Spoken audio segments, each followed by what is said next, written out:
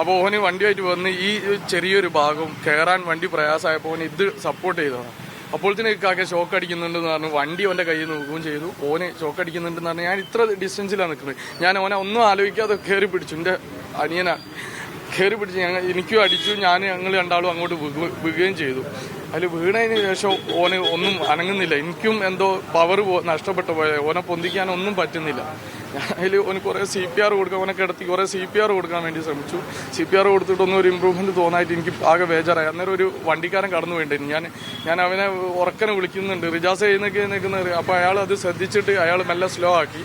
അപ്പോൾ ഞാൻ വേറെ റോട്ടിൽ വന്ന് അയാൾ ഹെൽപ്പിന് വേണ്ടി വിളിച്ചു. അപ്പോൾ അയാൾ കുറച്ച് ദൂരെ നിന്നിട്ട് ഞാൻ പിന്നെ നോക്കാൻ വേണ്ടി ഇങ്ങോട്ട് വന്നപ്പോൾ അയാൾ പോയി. പിന്നെ ഇന്നലെ ഉണ്ടായത്, എൻ്റെ അനിയന് ജോലി കഴിഞ്ഞ് വരികയായിരുന്നു. എൻ്റെ കാക്കൻ്റെ ഒരു ഷോപ്പിൽ ഹോട്ടലിൽ വർക്ക് ചെയ്യായിരുന്നു. അപ്പോൾ ഒരു 1:06 അവൻ എന്നെ വിളിച്ചു. ഞാൻ ഉറക്കത്തിലായിരുന്നു. എന്നോട് പറഞ്ഞു വണ്ടി ചെറിയൊരു കംപ്ലൈൻറ്റ് ഉണ്ട്, ഒന്ന് കൂട്ടാൻ വരുമോ ചോദിച്ചു. ഞാൻ ലൊക്കേഷൻ ചോദിച്ചു. അപ്പോൾ അവൻ പറഞ്ഞു AWH ഈ റോഡിലാണ് പറഞ്ഞു. അങ്ങനെ ഞാൻ അപ്പം തന്നെ ഒരു 1:18-19 ആകുമ്പോഴത്തേന് ഞാൻ ഇവിടെ എത്തിയിട്ടുണ്ട്. ഓനെ ഞാൻ ഇവിടെ കാണാനായിട്ട് ഒന്ന് വിളിച്ചു നോക്കിയപ്പോൾ അവൻ ആ ബസ് സ്റ്റോപ്പിൽ അവിടെ ഇരിക്കുന്നുണ്ട്. അപ്പോൾ ചെറുതായിട്ട് മഴയും പെയ്യുന്നുണ്ട്. അപ്പോൾ ഞാൻ കാറ് AWH റോഡിലേക്ക് കയറ്റിയിട്ടു. അതിന് ശേഷം ഓനോട് ഞാൻ പറഞ്ഞു വണ്ടി അവിടെ എവിടെയെങ്കിലും വെച്ചിട്ട് വണ്ടി കയറിക്കോന്ന് പറഞ്ഞു. അപ്പോൾ ഓൻ പറഞ്ഞ് മഴ കൊള്ളുന്നിടത്ത് വെക്കണ്ട, മഴ ഇല്ലാത്തടത്ത് ഒരു സേഫായ സ്ഥലത്ത് വെക്കാമെന്നാണ്.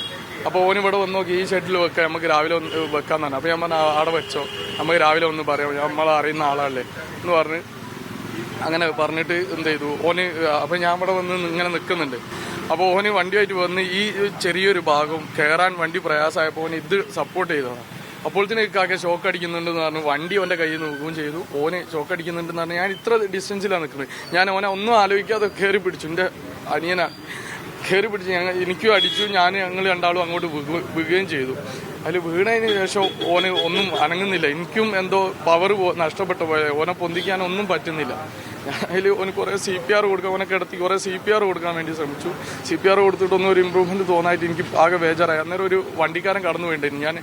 ഞാൻ അവനെ ഉറക്കനെ വിളിക്കുന്നുണ്ട്, റിജാസ് നിൽക്കുന്നത്. അപ്പോൾ അയാൾ അത് ശ്രദ്ധിച്ചിട്ട് അയാൾ മെല്ലെ സ്ലോ ആക്കി.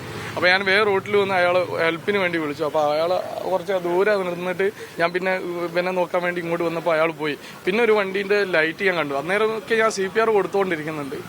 അപ്പോൾ ഈ വണ്ടിയുടെ ഒരു ലൈറ്റ് കണ്ടപ്പോൾ ഞാൻ വേഗം വട്ടം ചാടി ആളെ തടഞ്ഞു വെച്ചിട്ട് ഞാൻ പറഞ്ഞു എൻ്റെ സുഹൃത്ത് അനിയന് ഇങ്ങനെ പറ്റിയിട്ടുണ്ട്. അപ്പോൾ ഈ ആൾ എൻ്റെ ഒരു സുഹൃത്താണ്, എന്നെ അറിയുന്ന ആളാണ്. അപ്പോൾ എന്നോട് വന്നാൽ അയ്യാണോ എന്ന് വെച്ചിട്ട് ഓൻ വേഗം വന്നു. അങ്ങനെ അപ്പോഴത്തേന് ഇവിടുന്ന് വീട്ടിലെ ആളുകളൊക്കെ എൻ്റെ നിലവിളി കേട്ടിട്ട് വന്ന് അവിടെ ഒരാൾ പിടിക്കാൻ ഞാൻ പറഞ്ഞു ഒന്ന് ഹെൽപ്പ് ചെയ്യട്ടെന്ന് പറഞ്ഞപ്പോൾ അയാൾ അവിടെ കമ്പിയിൽ തൊട്ടപ്പോൾ ഇവിടെയൊക്കെ ഷോക്ക് അടിക്കുന്നുണ്ട്, ആരും അങ്ങോട്ട് പോകണ്ടെന്ന് പറഞ്ഞു. അപ്പോൾ ആരും എടുക്കാൻ വരാത്തൊരവസ്ഥയായി. അപ്പോൾ മറ്റവൻ്റെ സുഹൃത്തായതുകൊണ്ട് ഞാൻ പറഞ്ഞു എടാ അജ്ജെങ്കിലും ഒന്ന് കമ്പി തൊടണ്ടെന്ന് പറഞ്ഞിട്ട് അങ്ങനെ വന്ന് പിടിച്ച് വണ്ടി ഞാൻ എന്ത് ചെയ്തു വണ്ടി എടുത്ത് വന്ന് വണ്ടിയിൽ കയറ്റിയിട്ട് പെട്ടെന്ന് തന്നെ ഓനെയും കയറ്റി. ഓന് വേക്കുന്ന CPR കൊടുത്തുകൊണ്ട് നിൽക്കുന്നുണ്ട്. ഞാൻ നേരെ മെഡിക്കൽ കോളേജിലേക്ക് പോകാനുണ്ടായിട്ടുള്ളത്. നല്ല ശക്തമായിട്ടുള്ള രീതിയിലാണ് ഇത് അടിച്ചിട്ടുള്ളത്. ഈ അടിച്ച സമയത്ത് എനിക്കും നല്ലതായിട്ടുള്ള ഇവിടെ ഒരു ചെറിയൊരു വേദനയുണ്ട്. എനിക്ക് നന്നായിട്ട് അടിച്ചിട്ടുണ്ട്. ഞാൻ ആ സമയം നനഞ്ഞിട്ടൊന്നുമില്ല. ഞാൻ കാറിൽ നിന്ന് ഇറങ്ങി വേഗം ഇങ്ങോട്ട് കയറിയതാണ്. വലിയ നനവൊന്നും ഉണ്ടായിരുന്നില്ല. അതുകൊണ്ടായിരിക്കും ചിലപ്പോൾ എനിക്ക് ആഘാതം കുറഞ്ഞത് എന്നാണ് ഞാൻ മനസ്സിലാക്കുന്നത്. എന്താ അറിയില്ല, ഞാൻ ഓനെ എടുത്ത് അങ്ങോട്ട് തള്ളിയിടുകയാണ് ചെയ്തത്. ഓനെ പിടിച്ച് അങ്ങോട്ട് ഇടുമ്പോൾ അതുകൊണ്ടായിരിക്കും, എന്താ അറിയില്ല. അപ്പോൾ തന്നെ എന്തൊക്കെയോ ഒരു കളി കളിച്ച് ഞാൻ കുറേ CPR കൊടുക്കാനൊക്കെ ശ്രമിച്ചു. അപ്പോൾ തന്നെ ഓൻ്റെ കണ്ണൊക്കെ മേലോട്ട് പോയ പോലെ തോന്നി. ഞാൻ ആകെ പരിഭ്രാന്തനായിട്ടാണ് ഞാൻ ഓനെ നല്ല വേഗം ഹോസ്പിറ്റലിലേക്ക് കൊണ്ടുപോയിട്ടുള്ളത്. അപ്പോൾ അവിടെ കൊണ്ടുപോയി ഒരു 20 മിനിറ്റോ 25 മിനിറ്റോളം ഓരും CPR ഫസ്റ്റ് എയ്ഡ് കാര്യങ്ങളൊക്കെ കൊടുത്തു.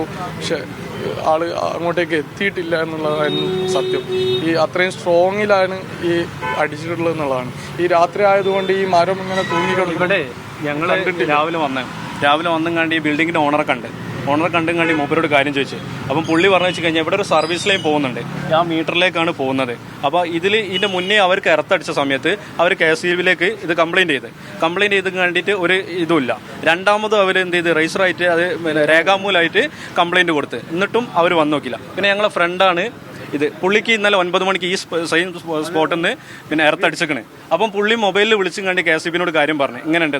ഓക്കെ ഞങ്ങൾ നോക്കാമെന്ന് പറഞ്ഞു. ഇതൊക്കെ കഴിഞ്ഞും കണ്ടി ഞങ്ങൾ അനിയൻ മരിച്ചതിൻ്റെ ശേഷമാണ് KSEB വന്നും കണ്ടി ആ സാധനം ഊരി വെച്ചത്. ഇപ്പം നിങ്ങൾക്ക് തന്നെ നോക്കിയാൽ അറിയാം. കാരണം നമുക്ക് എല്ലാവർക്കും അറിയാം, ഈ മഴക്കാലം ആവുന്ന സമയത്ത് നമ്മളെ എല്ലാവർക്കും ഇപ്പം ഈ ന്യൂസിലൊക്കെ ഇതിൻ്റെ മുന്നേ നിങ്ങൾ കണ്ടല്ലേ, വാഴയും മറ്റും മറിച്ചും ഒക്കെ ഇവർ വെട്ടി നശിപ്പിക്കുന്നതാണ്. അങ്ങനത്തെ ഇമ്പോർട്ടൻ്റ് ആയിട്ടുള്ള കാര്യങ്ങളൊന്നും ഇവർ ചെയ്യുന്നില്ല. അതിൻ്റെ മുകളിൽ 3 ഫേസ് കണക്ഷൻ്റെ മുകളിലാണ് ഒരു മാവ് മൊത്തം വന്ന് കിടക്കുന്നത്. അതിൻ്റെ ഉള്ളിൽ കൂടി വരുന്ന ആ ഇതിൻ്റെ പിന്നെ സർവീസ് ലൈനിൻ്റെ മുകളിലാണ് ഈ എർത്ത് ഇമെയിൽ വന്നിട്ട് ഇപ്പോൾ 4-5 ദിവസമായി കംപ്ലൈൻറ്റും കാര്യങ്ങളും കൊടുത്തിട്ട് ഇവർ മൈൻഡ് ചെയ്തിട്ടില്ല. അത് KSEBിൻ്റെ കറക്റ്റ് അനാസ് തന്നെയാണ്.